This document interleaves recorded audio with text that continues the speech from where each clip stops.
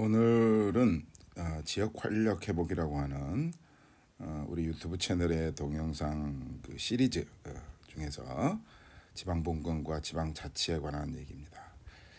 우리가 이 지역 활력 회복이라는 시리즈에서 첫 번째 이제 회복이라고 하는 긍정적인 개념을 좀 더 써야 될 것 같고, 조금 더 적극적인 표현을 써야 되겠다라고 하는 개념적인 얘기를 했었고, 두 번째는 지역이 발전한다는 것, 지역이 발전한다는 것에 진정한 의미에 대해서 한번 살펴봤고, 오늘은 이제 세 번째로 지방분권과 지방자치에 관한 얘기들을 해보려고 합니다. 그래서 우선 지방분권과 관련해서 지방분권을 되게 강조하고 주창하는 접근법을 이제 크게 나눠보면 한 세 가지로 나눠볼 수 있는데, 그 첫 번째가 이제 지방주의, 로컬리즘. 이 로컬리즘을 지방주의라고 번역하는 것이 뭐 적절한지는 모르겠습니다만은, 이 로컬리즘에 대한 얘기, 그리고 그런 로컬리즘의 관점에서 본 어떤 지방의 분권, 이런 얘기들이 이제 첫 번째로 해볼 수 있겠는데, 우리가 보통 이제 뭐 풀뿌리 민주주의라고 얘기하죠. 뭐 그걸 위해서 이제 지방자치가 필요하다. 그런데 이 로컬리즘에 따르면은 이 지방주의, 지방의 어떤 고유한 가치, 지방주의가 가지고 있는 어떤 가치, 이런 것들이 이제 전제가 되어 있다라고 하는 것을 먼저 인식할 필요가 있겠죠. 그래서 이런 얘기들을 이제 로컬리티라고도 우리가 표현을 하는데, 어쨌든 이런 그 지방주의가 가지고 있는 가치가 전제가 되어 있고, 그래서 중앙정부라고 하는 것은 지방정부가 수행할 수 없는 기능에 대해서 예외적으로 담당해야 된다고 전제한다. 그러니까 굉장히 지역 중심적이죠. 그래서 중앙정부의 역할은 지방정부가 할 수 없는 역할에 대해서만 담당한다.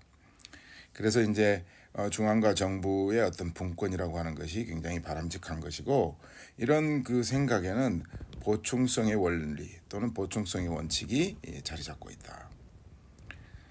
물론 이제 보충성의 원리를 굉장히 설명하기에는 이게 한 5분 정도 동영상에서 설명하는 것이 쉽지는 않기 때문에 오늘은 뭐 이런 정도 얘기를 하고요. 그 다음에 재정분권이 이제 상대적으로 굉장히 강조되죠. 그러니까 지방주의의 가치를 실현하기 위해서는 당연히 지방자치단체는 재원이 필요한 것이고, 그래서 이 재원이 필요한데, 이 재원이 중앙정부에 의존하고 있다면 이런 지방주의 가치를 온전하게 실현할 수 없을 뿐만 아니고 제대로 된 지방자치도 불가능하다라고 하는 점에서, 그래서 재정분권을 굉장히 강조하고, 기초지방정부 또는 뭐 기초단체 재정의 총량을 당연히 확대하는 것, 그 다음에 이제 방금 얘기했던 재정 자주성을 높이는 것, 이런 것들이 굉장히 중요하게 생각된다. 그 다음에 이제 두 번째는 신공공관리주의, 뭐 신공공관리론이라고 하는데, 여기에서 말하는 어떤 분권은 뭐냐? 이거는 이제 정부의 혁신과 조금 관련이 있는데, 이 지방주의 같은 데서는 이제 분권 자체가 핵심적 가치이지만은, 이 신공공관리론에서는 분권화라고 하는 것은 결과지향적 정부 혁신을 위한 실천 수단의 하나다, 이 말이야. 실천 수단.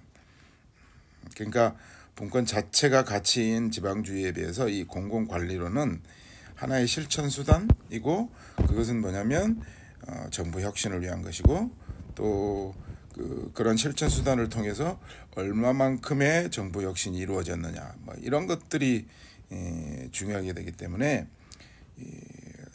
그 자체가, 분권 자체가 핵심적인 가치로 생각되지는 않는 것이죠.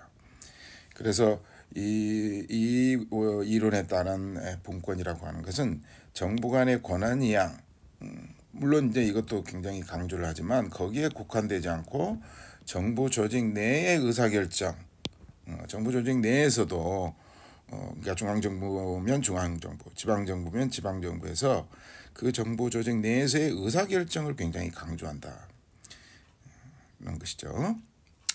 그 다음에 세 번째는 뉴 거버넌스 이론이라고 하는 이 뉴 거버넌스론도 신공공주의 관리주의와 마찬가지로 분권형 정부 개혁, 그러니까 신공공관리론이나 뉴 거버넌스론은 정부 개혁 또는 정부 혁신 이런 데 이제 조금 더 초점을 맞추고 있는 것이죠.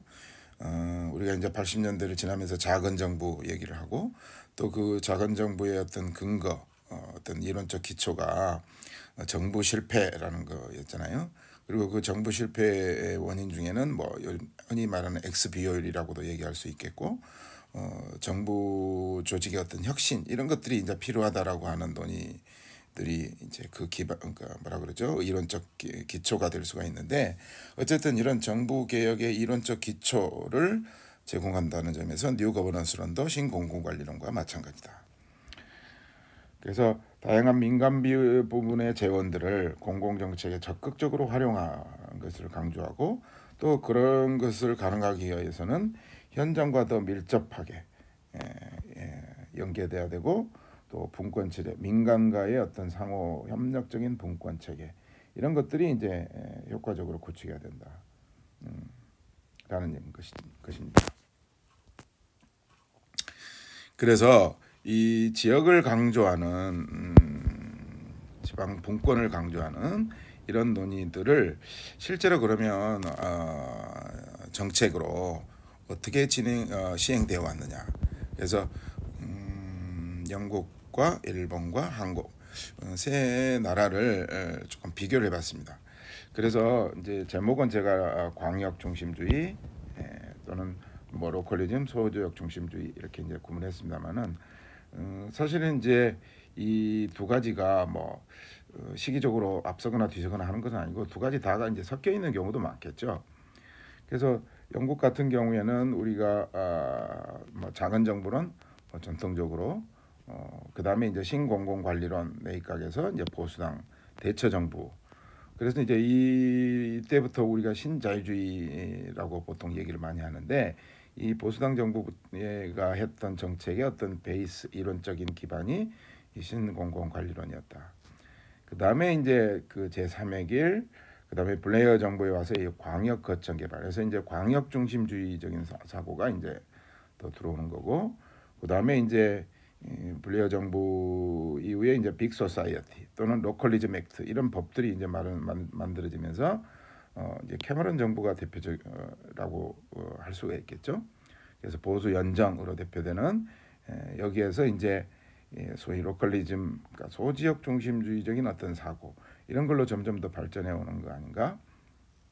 특히 이제 나중에 이제 얘기하겠습니다만은 이 로컬리즘 법이라고 하는 것은 굉장히 지역사회, 지방 정부뿐만 아니고 지역사회의 권한을 굉장히 강화하고 확대시킨 법으로 나중에 한번 또 얘기할 기회가 있겠습니다만, 어쨌든 영국은 그랬고, 근데 일본 같은 경우에는 뭐 고이즈미 정부의 이제 불황 탈출, 또 경기 부양을 위한 어떤 정책, 이제 그런 데서부터 새로운 공공과 균형 발전을 위한 정책으로 이제 약간 발전해 나갔다. 그래서 하루야마 정부, 그 다음에 이제 광역주의가 그러니까 본격적으로 된 게 이제 광역 거점 중심 연계 및 로컬 아베노믹스. 그래서 자민당 아베 정부가 이제 대표적인 거라고 할 수가 있겠죠. 그래서 이제 이런 방식으로 조금 왔고, 뭐 우리가 최근에 이제 지방 소멸과 관련해서 얘기하는 어떤 정책들은 이 아베 정부 당시에 지역 장생 정책 뭐 이런 것들이 이제 크게 영향을 미쳤다고도 볼 수 있겠습니다. 그 다음에 이제 한국 같은 경우에는 뭐 이미 잘 알다시피 김대중 노무현 정부, 특히 노무현 정부의 뭐 혁신도시 혁신도시를 처음 만들고 거기에 공공기관을 이전하겠다는 정책, 뭐 이런 걸로 이미 많이 알려져 있지만, 균형 발전에 대한 생각이 이제 2000년대 초반에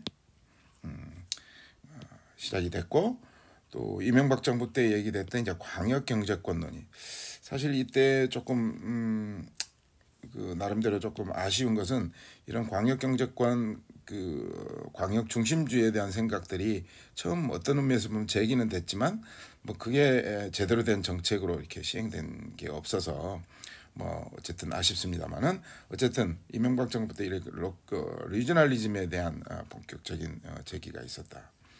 그 다음에 이제 뭐 박근혜 정부에 와서는 행복생활권의 논의.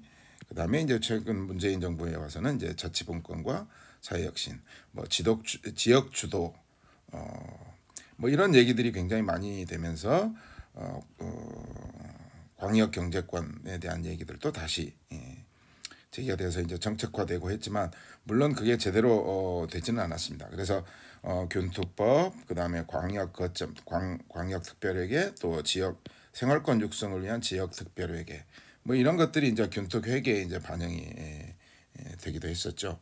어쨌든 이런 그동안에 우리나라에서도 이런 리저널리즘하고 로컬리즘이 이게 조금 섞여가면서 이 지방자치 또는 지역 지방 본권에 대한 논의들이 점점 더 발전해 오기 시작했다. 그 다음에는 본권과 자치가 왜 필요한지가 되겠습니다. 그래서 지방정부라고 하는 것이 더 많은 권한을 이양받는다는 것이 왜 필요한 것인지. 그래서 이 지방정부가 그러려면은 우선적으로는 지방정부가 시민들한테 더 나은 결과를 제공할 수 있다라고 하는 것을 이제 입증을 해야 될 것 같고, 사실 중앙정부와 지방정부 간에 지방 본권과 관련해서 흔히 하는 말들은 중앙정부는 지방정부가 과연 역량이 있을까? 지방정부는 중앙정부한테 더 많은 권한을 요청을 하면서 중앙정부로부터 더 많은 재원이나 이런 것들을 가져오게 또 요청하지만 중앙정부가 더 그런 역량이 있느냐에 대한 질문에 대해서 사실 지방정부는 그런 역량을 갖출 수 있는 기회를 갖지 못했다.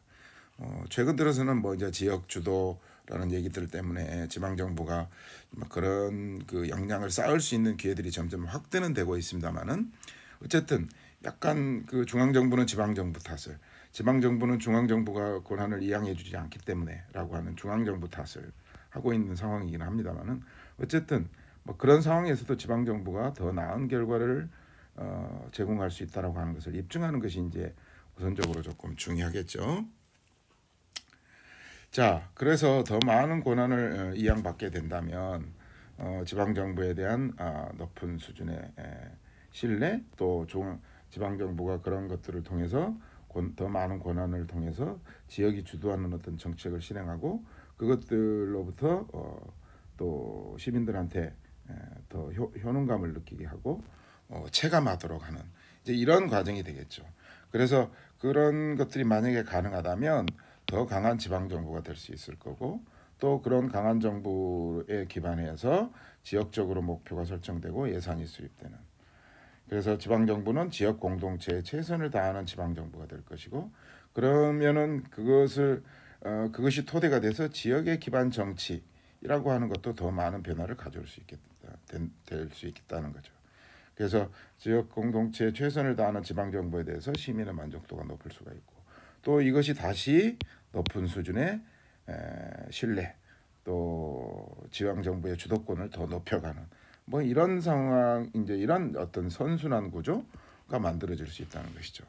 물론 아까도 잠깐 얘기했습니다만 중앙과 지방정부 간에 서로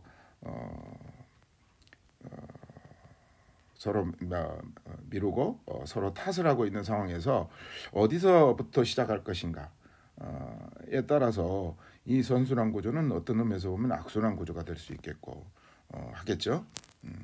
그래서 이런 선순환 구조를 갖추는 것이 이런 선순환 구조 때문에 본권과 자치가 필요하게 된다라고 말할 수 있겠습니다.